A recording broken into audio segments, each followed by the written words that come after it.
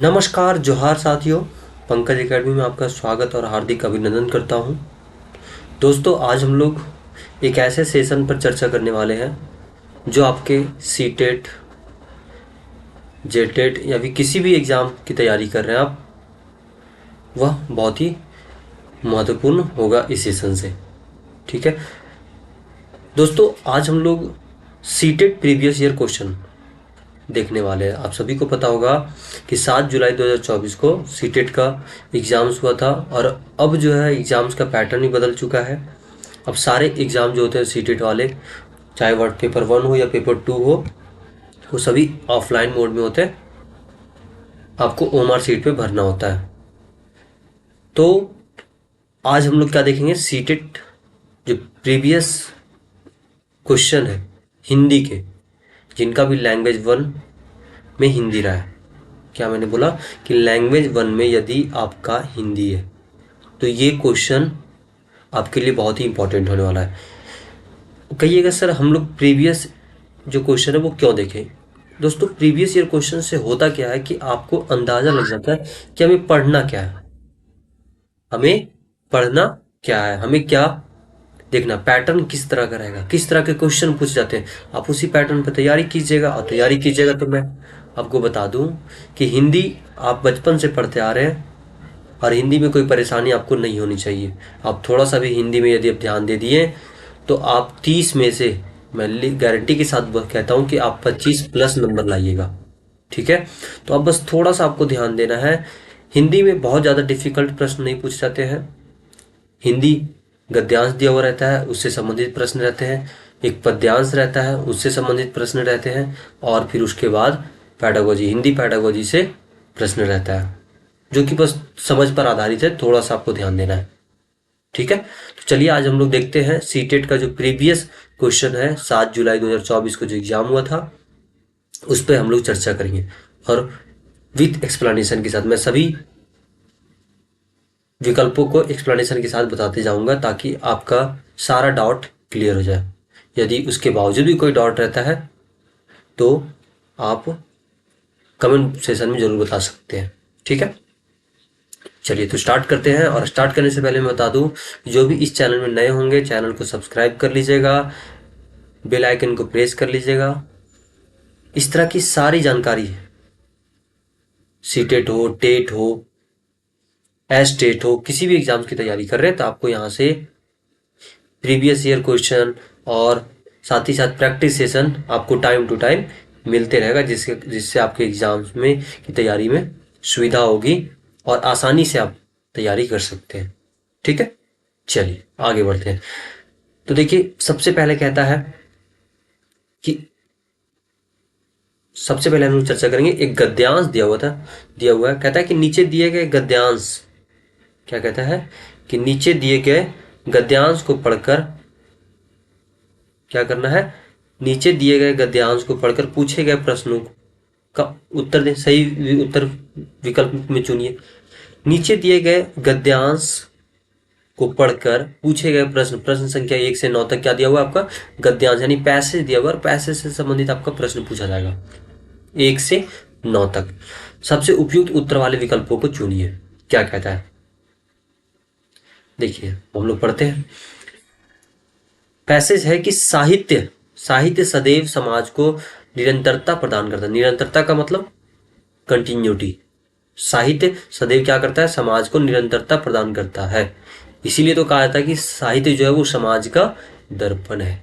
ठीक है, यह साहित्य समाज का गहरा संबंध ही है कि साहित्य में समाज के विशृंखलित होते सिद्धांतों और टूटते बिखरते मूल्यों की चिंता बराबर बनी रहती है। यानी समाज में जो भी घटना घटी हो रही है, समाज यदि टूट रहा है, बिखर रहा है, उनके मूल्य का ह्रास हो रहा है, तो सबसे पहले चिंता किसको होती है, साहित्य को होती है। और साहित्य के माध्यम से साहित्यकार जो है वो क्या करते हैं, समाज को पुनर्जागृत करने का काम करते हैं, उसे फिर से उस दर्जे पर लाने का काम करते हैं। आगे कहता है कि वही साहित्य कालों के बंधन को तोड़कर उसकी सीमाओं से परे जाकर कालजयी बन जाता है। क्या बन जाता है, कालजयी। कालजयी का मतलब होता है शाश्वत, जो हमारे समक्ष है, कालजयी बन जाता है, जिसमें मानवीय सत्य की, आगे कहता है कि जिसमें मानवीय सत्य की व्याख्या हो और संवेदनाओं के सहारे आस्था जगाने का प्रयास हो। यह किसके बारे में कहा जा रहा है? तो साहित्य के बारे में कहा जा रहा है। किसके बारे में कहा जा रहा है? साहित्य के बारे में चर्चा किया जा रहा है और समाज के बारे में। समय समय पर साहित्यकारों ने समाज के बदतर होने की स्थिति को पहचाना, यानी समाज में जो भी घटना घट रही, समाज यदि हमारा कुरीतियों में फंस रहा है, कुप्रथाओं में फंस रहा है, तो उसे बाहर निकालने का काम कौन करता है? तो साहित्य ही करता है।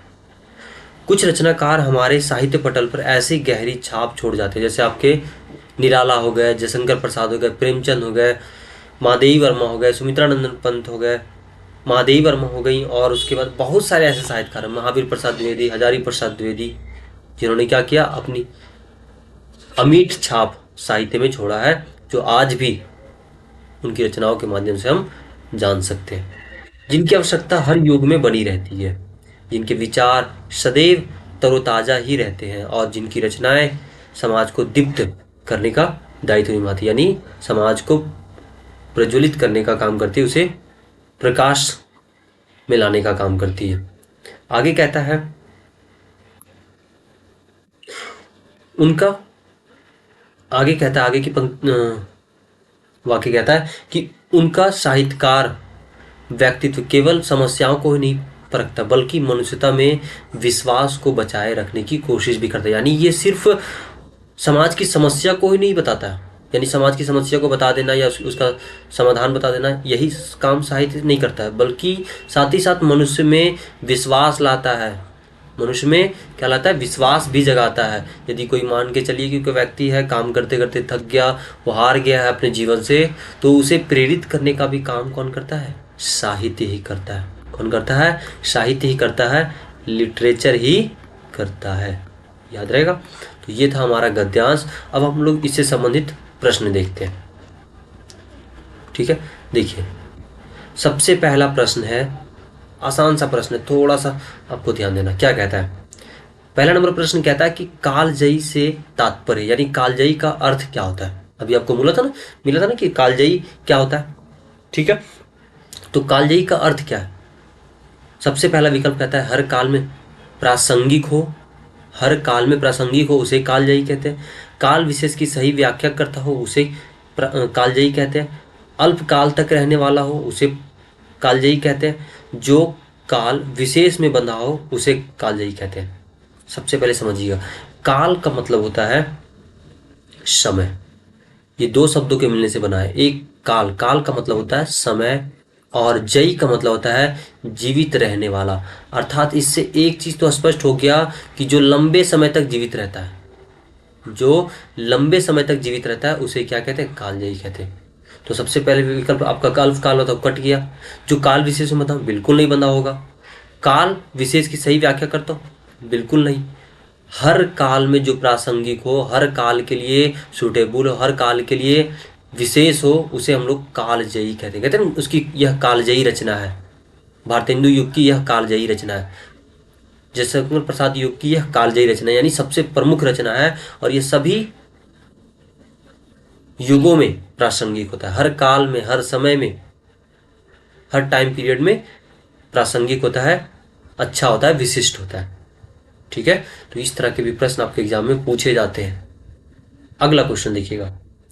दूसरा नंबर प्रश्न कहता है कि साहित्यकारों ने समाज की किस स्थिति की पहचान करने का प्रयास किया, यानी साहित्यकार जो है वो किस स्थिति को पहचाने, किस स्थिति को? पतन की ओर जाता हुआ समाज। अभी तो मैंने बताया ऊपर कि यदि समाज पतन की ओर जा रहा है, यानी समाज के मूल्यों की गिरावट हो रही है, तो उसे उठाने का काम, लोगों को प्रेरित करने का काम, लोगों के मन में विश्वास जगाने का काम कौन करता है? साहित्य ही करता है। और साहित्य माध्यम होता है, इसी करते कौन है? तो साहित्यकार कौन करते हैं? कौन करते हैं? साहित्यकार, जो कवि होते हैं, जो उपन्यासकार होते हैं, रचनाकार होते हैं, वो करते हैं साहित्य के माध्यम से। ठीक है, चलिए, तो ये पहला वाला नंबर में ही मिल गया, आगे बढ़ने की जरूरत ही नहीं है। अगला प्रश्न देखिए, प्रश्न संख्या 3 क्या कहता है?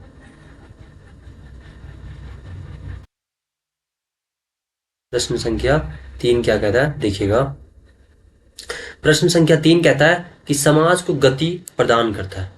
समाज को गति प्रदान करता है। कौन प्रदान करता है भाई? तकनीकी विकास, शिक्षा, साहित्य या विज्ञान। अब ऐसा नहीं है कि आप जो है किसके अनुसार चलिएगा, अपने अनुसार, जी नहीं। आप जो है गद्यांश के अनुसार चलिएगा। आप पैसेज को पढ़ रहे हैं और जो गद्यांश में कहा गया, जिसको प्रमुख माना गया, आप उसी को बताइएगा। ऐसा नहीं कि अपने अनुसार कि तकनीकी विकास के कारण ही समाज को गति मिल रहा है, समाज विकास कर रहा है, जी नहीं। यहाँ पर किसकी चर्चा की गई है? तो साहित्य की चर्चा की गई, और साहित्य को ही टिक लगाइएगा, ठीक है? अपने अनुसार बिल्कुल नहीं चलिएगा। अगला प्रश्न देखिए, प्रश्न संख्या 4 क्या कहता है? 4 नंबर कहता है कि किस तरह के साहित्यकारों की आवश्यकता हर युग में बनी रहती है। यानी किस तरह के साहित्यकार जो होते हैं वो हर युग में ढूंढे जाते हैं, खोजे जाते हैं। जो समाज का मनोरंजन करते हैं, उनको खोजा जाएगा? जी नहीं। मनोरंजन करने वाले तो सभी होते हैं। जो समाज को नैतिक बनाते हैं? बिल्कुल नहीं। मोरल डेवलपमेंट ही करना जरूरी नहीं है। जो समाज का विकास करते हैं, ये कहीं कहीं ठीक है, और भी देख लेते हैं। नैतिक बनाते हैं, ये भी सही है, बट उतना सही नहीं लग रहा है। जो समाज को जागरूक करते हैं, यदि जागरूक कर दिए तो समाज का विकास अपने आप हो जाएगा। अभी मैंने बताया ना कि समाज में विश्वास जगाने का काम, समाज को जागरूक करने का काम, ये सब कौन करता है? साहित्य करता है। कौन सा विकल्प सही हो जाएगा? चौथा नंबर, ठीक है? चलिए अगला प्रश्न देखिए,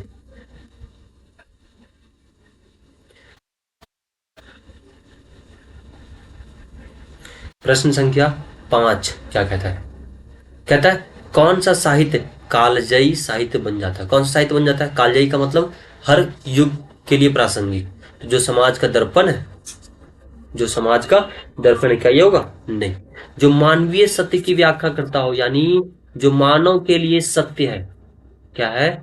जो मानव के लिए सत्य है, वही क्या कहलाता है? कालजयी साहित्य कहलाता है। वही कालजयी साहित्य बन जाता है। जो मानव मूल्यों को उद्घाटित करता हो, उसे लाने का काम करता हो, ठीक है? क्योंकि यहाँ पर किसे बताया गया? मानव मूल्यों।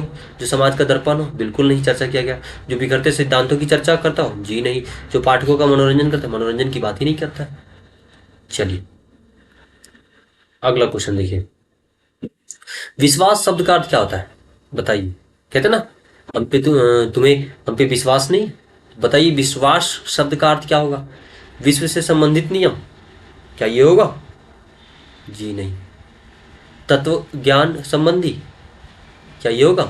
जी नहीं। निश्चित धारणा, यदि आपके मन में निश्चित, यानी आप मान के चलिए कोई झूठ बोल रहा है, यदि आप उसके साथ, कोई आपका मित्र है, बचपन से आपके साथ रह रहा है, वो हमेशा आज तक कभी भी आपके साथ छल कपट नहीं किया, और यदि एक और मित्र आके बोल दे कि ये तुमको धोखा दे रहा है, तो आपके मन में हमेशा क्या बना हुआ है? निश्चित धारणा बना हुआ है कि ये जो मेरा दोस्त है दीपक या श्याम, जो मेरा दोस्त है, वो कभी भी हमारे साथ गलत नहीं करता है। विश्वास बना हुआ है। तो ये निश्चित धारणा ही क्या कहलाता है? विश्वास कहलाता है, बिलीव कहलाता है, ठीक है? चलिए आगे देखिए, क्वेश्चन नंबर 7 क्या कहता है? क्वेश्चन नंबर 7 कहता है दोस्तों कि समाज के बदतर होने की स्थिति वाक्य में रेखांकित शब्द। अब ये रेखांकित शब्द कौन सा है? बदतर। आपको बताना है कि बदतर का अर्थ क्या होता है। तो समाज की बदतर होने की स्थिति वाक्य में रेखांकित शब्द का अर्थ क्या है? बदतर का मतलब बेईमानी? जी नहीं। कहते ना कि बहुत बुरा हुआ उसके साथ, बदतर स्थिति है, यानी उसकी स्थिति, उसका जो रवैया है वो डामाडोल हो गया, यानी अत्यधिक बुरा हो गया। उसकी समाज का जो स्थिति वो कैसा हो गया? बदतर हो गया। यानी ना ही यहाँ पर लोगों को सही से काम करने का ढंग है, ना ही बोलने का ढंग है, यानी समाज का स्थिति कैसा हो गया? पूरा बदतर हो गया। कहते हैं ना कि जब वहां का कोई नियम, वो कहावत सुने हैं, हाँ, अंधेर नगरी चौपट राजा, टके सिर भाजी टके सिर खाजा।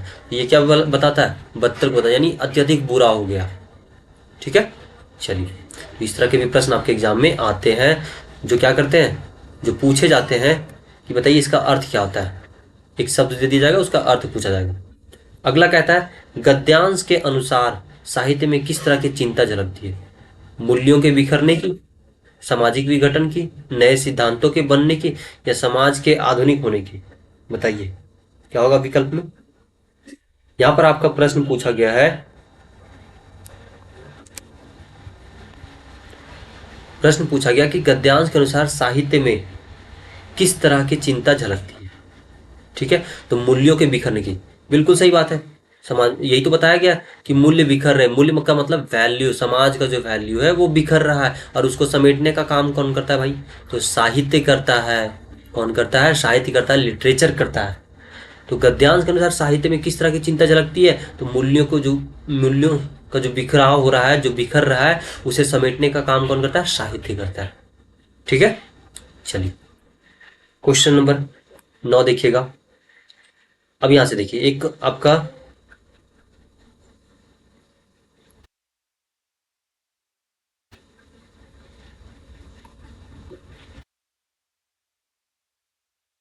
अब आपका हिंदी व्याकरण से एक प्रश्न पूछा है। क्या पूछा है? देखिए, प्रश्न पूछा है कि विशृंखलित में प्रत्यय है। अब मैं बता दूं, एक होता है उपसर्ग, मैंने पहले भी चर्चा किया कि एक होता है उपसर्ग जिसको हम लोग कहते हैं प्रीफिक्स। उपसर्ग जो होता है वो मूल शब्द के पहले लगता है।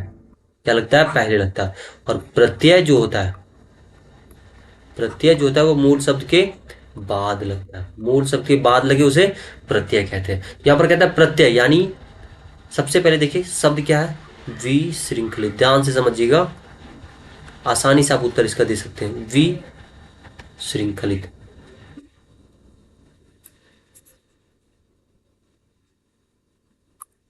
हाँ, कहता है विशृंखलित।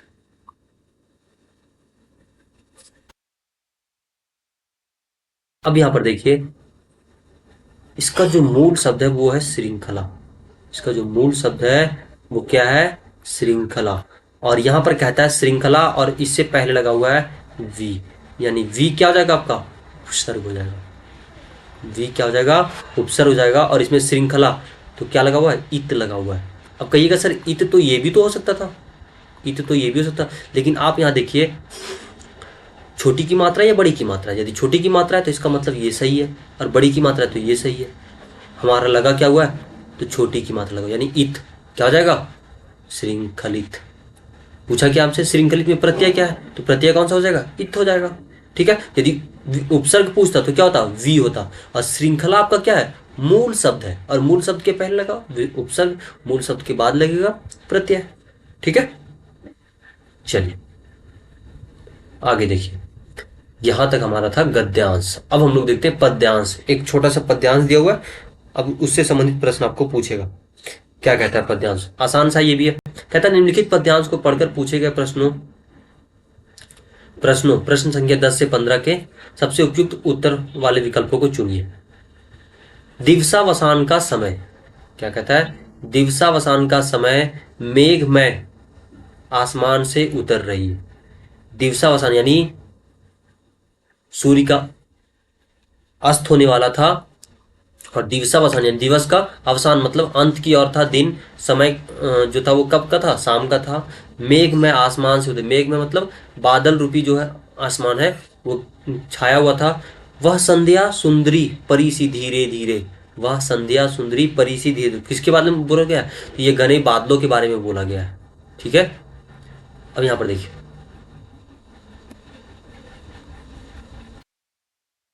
हाँ, संध्या सुंदरी सी धीरे धीरे, तिमिरांचल में चंचलता का नहीं कहीं आभास। तिमिरांचल, तिमिर का मतलब क्या होता है?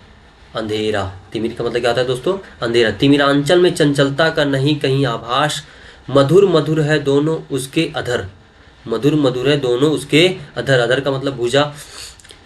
किंतु जरा गंभीर नहीं है उनके हास विलास, यानी जरा सा भी जो है वो गंभीर नहीं है। क्या? उनके हास, उनकी ठिठोली, उनके हंसी, उनके मुस्कान। हंसता है तो केवल तारा एक। कौन हंसता है? तारा। आपको पूछेगा कि कौन हंसता है, तो तारा हंसता है। ठीक है, गुथा हुआ है उनके उन घुंघराले काले काले बालों में से। कैसा गुथा हुआ है? तो काले काले बालों से गुथा हुआ है। हृदय राज की रानी का वह करता है अभिषेक। किसकी? हृदय राज की रानी का वह क्या करता है? अभिषेक करता है। ठीक है, चलिए अब प्रश्न देखते हैं। प्रश्न संख्या 10 क्या कहता है? कहता है हृदय राज की रानी किसके लिए प्रयुक्त किया गया है? बताइए। आकाश के लिए, संध्या के लिए, तिमिर के लिए, या फिर मेघ के लिए? मैंने पूरा बता दिया कि यह बादल पर आधारित ये पद्यांश लिया गया है, और ये ना ही आकाश की बात करता है, ना ही तिमिर की बात करता है, ना ही मेघ की बात करता है। लेकिन कहिएगा सर, हृदय राज की रानी किसे कहा गया? क्या बादल को? बादल को कहा गया? देखिए, हृदय राज की रानी वह करता है अभिषेक। अभिषेक करता है कौन? यहाँ पर देखिए, मैंने कहा था ना, तिमिरांचल में चंचलता का नहीं है आभास। तिमिर का मतलब क्या होता है? अंधेरा। तिमिर का मतलब क्या होता है? अंधेरा। और यहाँ पर संध्या की बात किया गया है।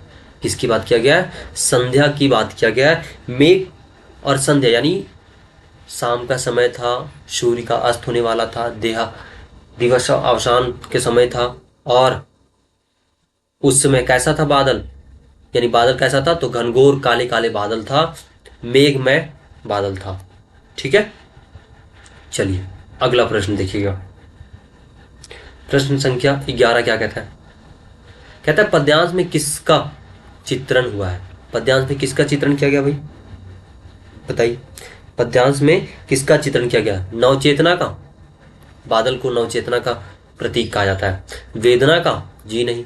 प्रेम भाव का? जी नहीं। ये सारे, अंधेरी रात, सूर्य, तारे, चंद्रमा, बादल, ये सभी क्या है? प्राकृतिक की देन है ना, प्राकृतिक तत्व है।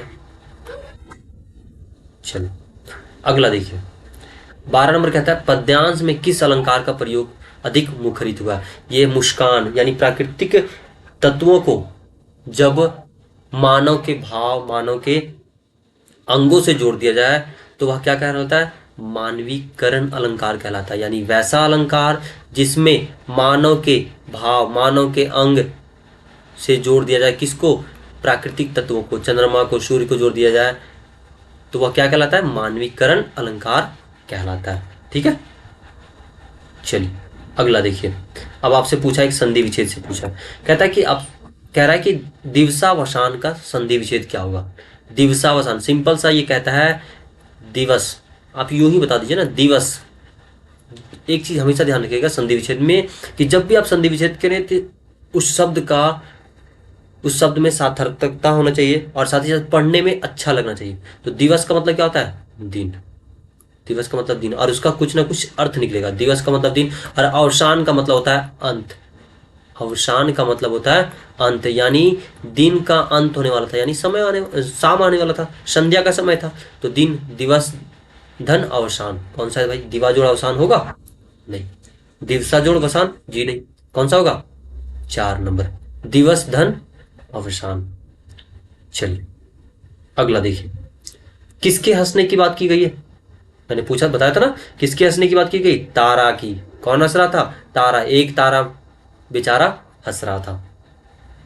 ठीक है, घनघोर बादल के बीच एक तारा हंसता हुआ नजर आता है। अगला प्रश्न देखिए, प्रश्न संख्या 15 क्या कहता है? कहता है संध्या सुंदरी किस तरह के आकाश से उतर रही थी? किस तरह के आकाश से उतर रही थी भाई? बादलों से भरे आकाश। कैसा आकाश था? बादल से भरा आकाश था। काले काले घुंघराले बालों वाले बादल जो थे वो कैसा था? भरा हुआ था, और संध्या सुंदरी उतर रही थी। ठीक है, हाँ, काले काले घुंघराले वाले, ये सभी तो होगा नहीं। चंद्रमा की रोशनी से? चंद्रमा की रोशनी तो था ही नहीं, काला काला बादल था, तो अंधेरा का समय होगा। सूर्य लालिमा से भरे आकाश, सूर्य लालिमा क्या? सूर्य तो डूबने वाला था। तारे भरे आकाश, एक तारा था मात्र बेचारा जो हंस रहा था। किसी भी कहानी का समय और स्थान क्या कहलाता है? ठीक है, किसी भी कहानी का समय और स्थान क्या कहलाता है? तो इसका क्या हो जाएगा?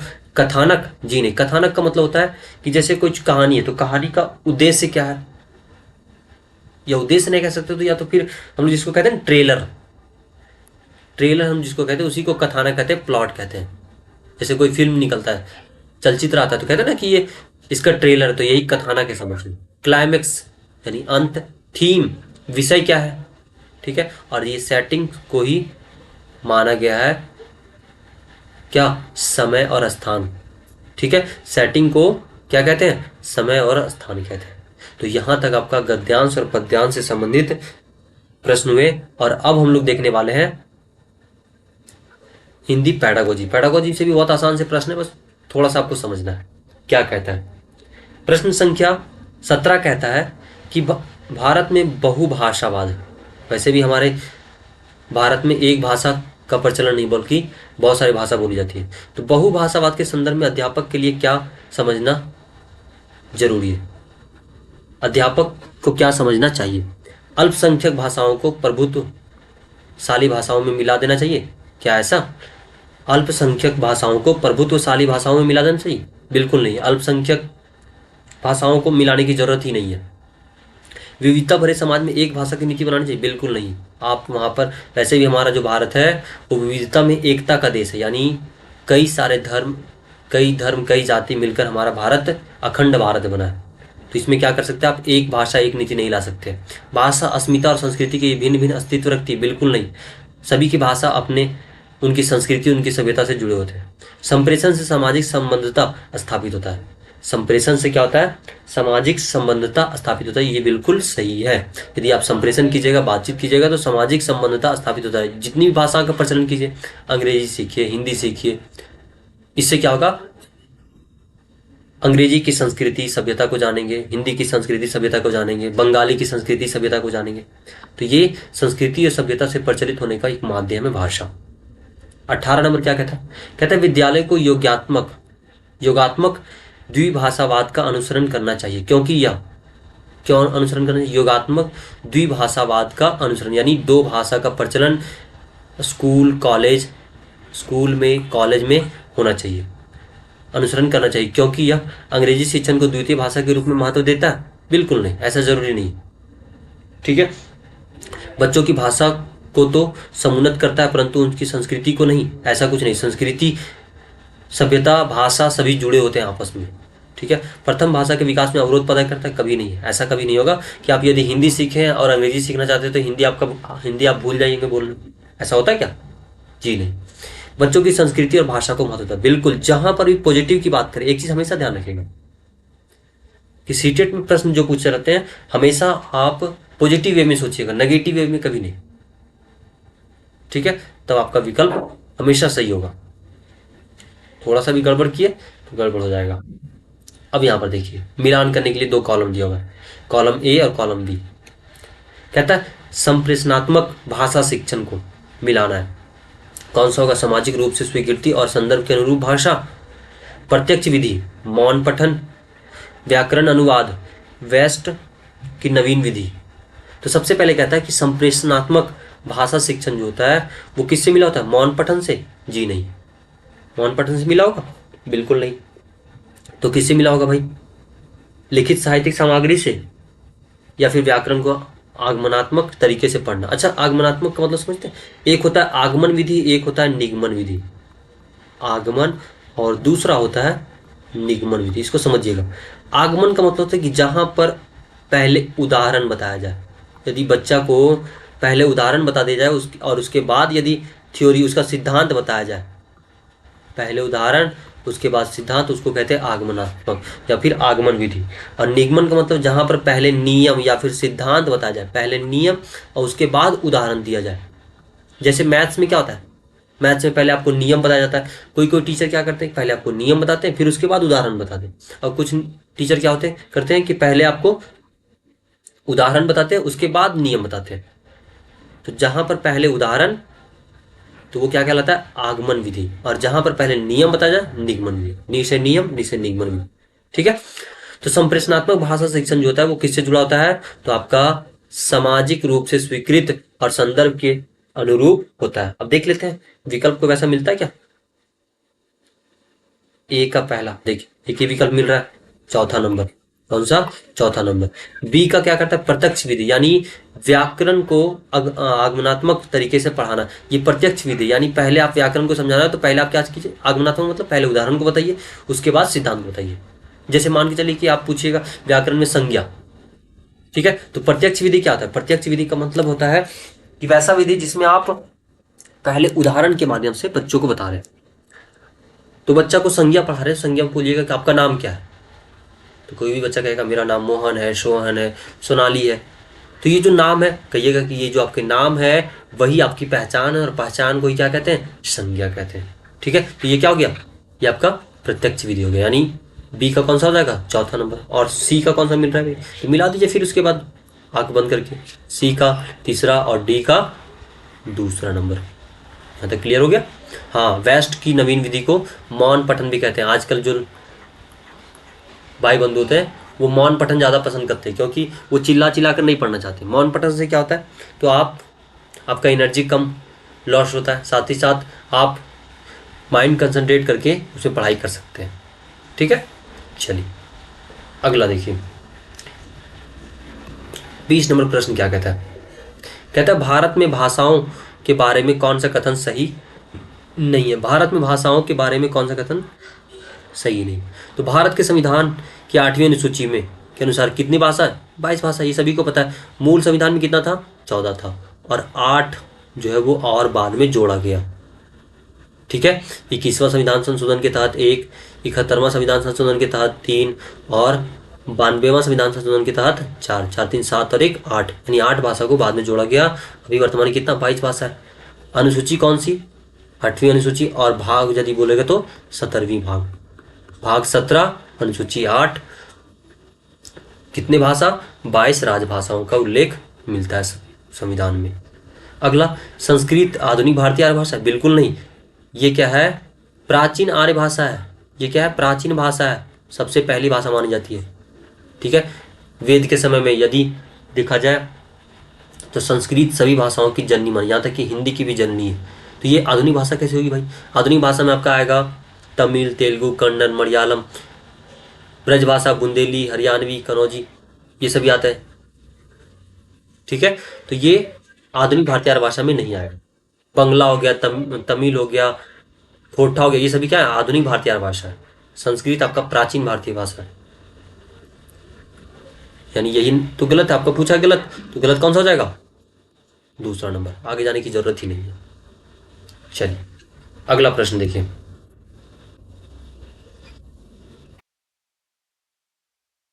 प्रश्न संख्या 21 क्या कहता है, प्रश्न संख्या 21 कहता है कि अधिगम का कौन सा मत इस बात में विश्वास रखता है कि मौखिक या अमौखिक भाषा आदत निर्माण की प्रक्रिया से आती है। यानी अधिगम का कौन सा मत जो है, यानी सीखने का कौन सा मत जो है, ये बताता है, विश्वास रखता है कि मौखिक या अमौखिक, अमौखिक हम लोग लिखित कह सकते हैं, तो मौखिक या अमौखिक भाषा आदत निर्माण की प्रक्रिया से आती है। व्यवहारवादी, बिल्कुल सही बात, यही तो होगा व्यवहारवादी। आप जैसा व्यवहार करेंगे, जैसे मान के चलिए आप किसी से बात कर रहे हैं, यदि वो अच्छे से बात कर रहा है तो आप भी अच्छी भाषा को सीखिएगा। यदि वो आपसे गाली में बात कर रहा है तो गाली सीखिएगा। यानी अधिगम का कौन सा मत इस बात में विश्वास करता है कि मौखिक या अमौखिक आदत निर्माण की प्रक्रिया, यदि आपके दोस्त अच्छे हैं, अच्छे दोस्तों से आपने मिलने का आदत बनाया तो अच्छी भाषा का विकास होगा। यदि आपके दोस्त क्या है, बदमाश है, तो सब आप भी क्या कीजिएगा, उनके साथ बदमाशी बनिएगा, आपकी भाषा में भी बदमाशीपन दिखेगा। ठीक है, चलिए अगला देखिए।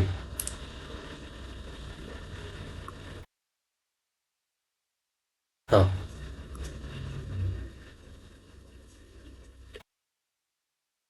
22 नंबर प्रश्न कहता है भाषा के कौन से कौशल ग्राह्य कौशल। अब ये ग्राह्य कौशल क्या होता है, ग्राह्य का मतलब होता है ग्रहण करना। क्या होता है, ग्रहण करना, यानी जिस वैसा भाषा कौशल जिसको हम लोग ग्रहण करते हैं। सबसे पहले जानते हैं कि भाषा कौशल के कितने कौशल माने जाते हैं, 4। इसका ट्रिक आप लिख लीजिएगा, यदि आप भूल जाते तो ये लिख लीजिएगा, सुबोपली, सुबोपली, सु से सुनना, सु से सुनना, ये कर्मानुसार मैं बता रहा हूँ। सु से सुनना, बा से बोलना, बा से बोलना, पा से पढ़ना, अली से लिखना। यानी सबसे पहला कोई बच्चा होता है, कोई होता है तो सबसे पहले वो सुनता है भाषा को। देखते हैं छोटे बच्चे को क्या करता है, पहले सुनता है, फिर उसके बाद बोलना सीखता है, फिर उसके बाद पढ़ना सीखता है, और उसके बाद लिखना सीखता है। सबसे अंतिम जो कौशल है वो कौन सा है, लिखना। सबसे पहला सुनना, बच्चा सुनता है, उसके बाद बोलता है, फिर पढ़ता है, फिर लिखता है। तो कहता है भाषा के कौन सा कौशल ग्राह्य कौशल है, जो ग्रहण करते हैं हम। बोलना, क्या हम किसी से ग्रहण करते हैं, नहीं। आप यदि सुनते हैं तो बोलना सीख जाइएगा, यदि आप सुनते हैं तो बोलना सीख जाइएगा, यदि आप पढ़ते हैं तो लिखना सीख जाइए। यानी श्रवण और पठन जो है, श्रवण और पठन जो है, ये आपका ग्राह्य कौशल है। ग्राह्य कौशल बोले तो यानी आप ये क्या करते हैं, ग्रहण करते हैं। और उसके बाद जो बचा कौन सा, हाँ, बोलना और लिखना, ये जो है आपका, इसको हम लोग क्या कह सकते हैं, ये उत्पाद कौशल, यानी आप इसका उत्पादन खुद करते हैं, यानी ये खुद सीखते हैं आप। बोलना और लिखना, ये किसी से बोलना, सबसे पहले आप सुनना, यदि अच्छी भाषा सुन रहे हैं तो बोलने लगिएगा, और यदि आप पढ़ रहे हैं तो फिर लिखने लगिएगा। ठीक है, हाँ, तो सुनने से आप बोलते हैं और पढ़ने से लिखना सीख जाते हैं। तो ये किसी से आप ग्रहण करते हैं तभी ये दोनों भाषा का कौशल आपके अंदर विकास होता है। चलिए अगला प्रश्न देखिएगा, प्रश्न संख्या 23 क्या कहता है। 23 नंबर कहता है कि भाषा की कक्षा में विद्यार्थी अध्यापक के निर्देशन में समूह बनाकर दिए गए टॉपिक पर एक विज्ञापन प्रस्तुत करने से भाषा सीखना क्या कहलाता है। यदि जहां पर भी ग्रुपिंग की बात किया जाए तो वहां पर प्रतिद्वंदता या प्रतियोगिता, तो कंपटीशन तो होगा नहीं। भाषाई कौशल, भाषाई कौशल खेल, ये कभी नहीं होगा। निर्देशन और परामर्श, परामर्श देने की जरूरत नहीं, किसी को कोई परामर्श नहीं देना, ये सहयोगात्मक अधिगम कहलाता है। बच्चे एक दूसरे से क्या करेंगे, सहयोग करके सीखेंगे, यानी एक दूसरे से कांटेक्ट करके सीखेंगे। यानी वो कुछ बोलेगा, यदि राम कुछ बोला तो श्याम ने सुना, श्याम ने कुछ बोला तो राम ने सुना। इससे क्या होगा, सहयोगात्मक अधिगम, यानी दोनों के बीच में जो है सहयोगात्मक भाषा का विकास होगा, भाषा का आदान प्रदान होगा। ठीक है, तो ये क्या कहलाता है, सहयोगात्मक अधिगम कहलाता है। चलिए अगला प्रश्न देखिएगा, 24 नंबर कहता है एक अध्यापक ने बच्चों को रेस्टोरेंट से जुड़ी शब्द संपदा से परिचित कराने वाला काम दिया। इस पाठ का क्या उद्देश्य है। यदि बच्चों को रेस्टोरेंट में जितने भी शब्दों का, यानी जितने भी सामानों का प्रयोग किया जाता है उससे परिचित करवाया, तो इसका क्या उद्देश्य हो सकता है। व्याकरणिक सामग्री से परिचित करो ना, व्याकरण की बात तो है ही नहीं यहाँ पर। अवकाश के दौरान कहीं जाने से संबंधित पाठ्यक्रम से परिचित करवाना, अवकाश क्या, ये नहीं, ये जरूरी नहीं कि सिर्फ छुट्टियों में ले जाया जाता है, कभी भी ले जाया जा सकता है जानकारी के लिए। समालोचनात्मक चिंतन विकसित करना, जी नहीं। यहाँ पर क्या हो जाएगा, 24 नंबर बताइए।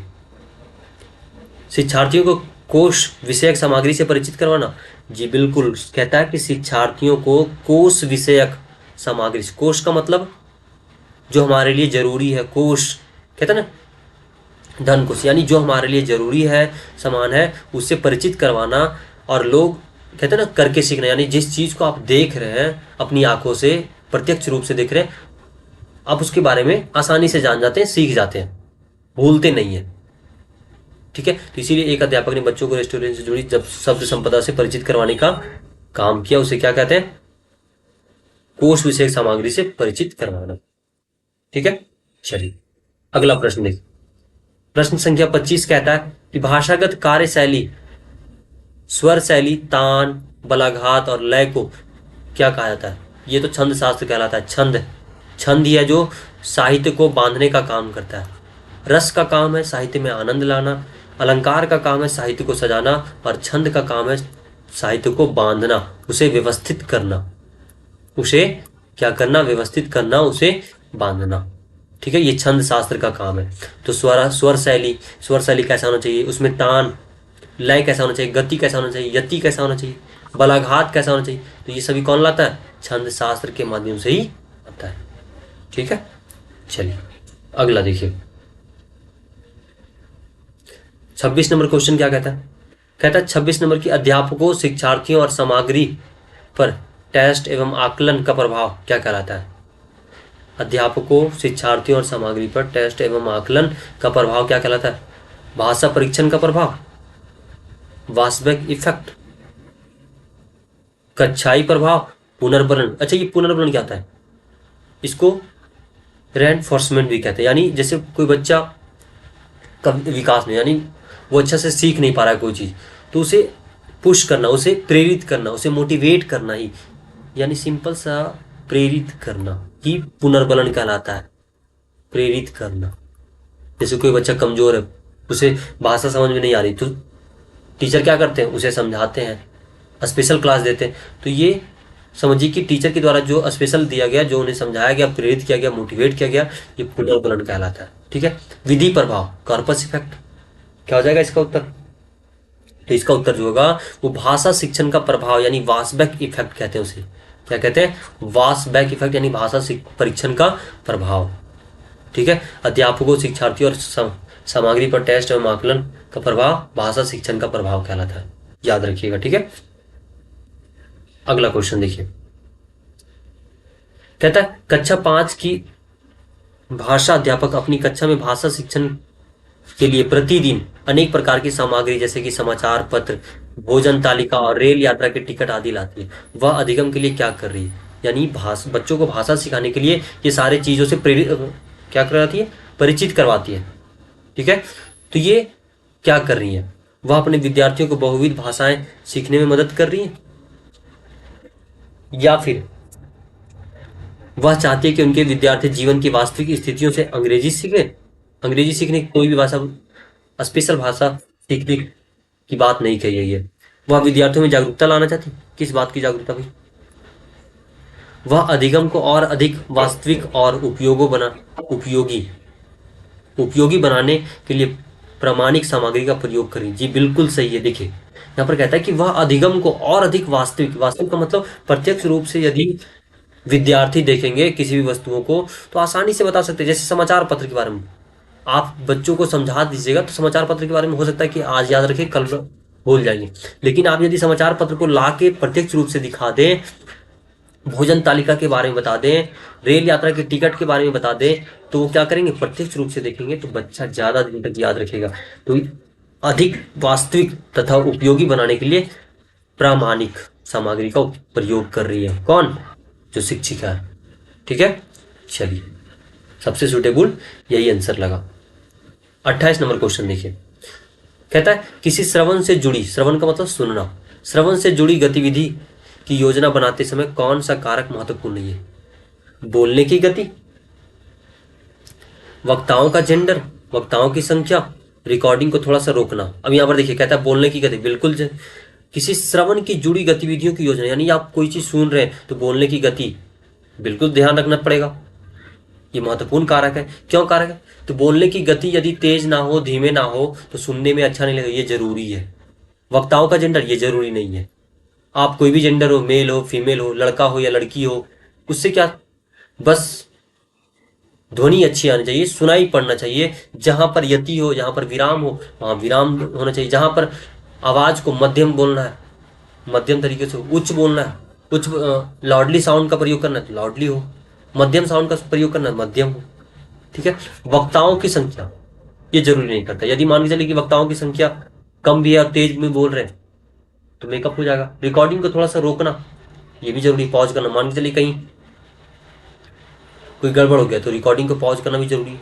तो ये महत्वपूर्ण कारक है। वक्ताओं का जेंडर ये नहीं होगा।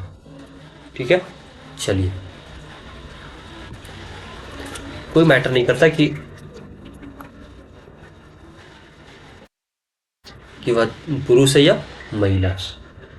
सेकेंड लास्ट प्रश्न क्या कहता है? 29 नंबर कहता है भाषा की कक्षा में एक अध्यापक ने विद्यार्थियों के एक समूह को ग्राहक, प्रॉपर्टी डीलर, मकान मालिक और किराएदार का अभिनय का मतलब होता है उनकी एक्टिंग करने के लिए कहा और शेष विद्यार्थियों से कहा कि इस अभिनय को देखिए और वार्तालाप का आनंद लो।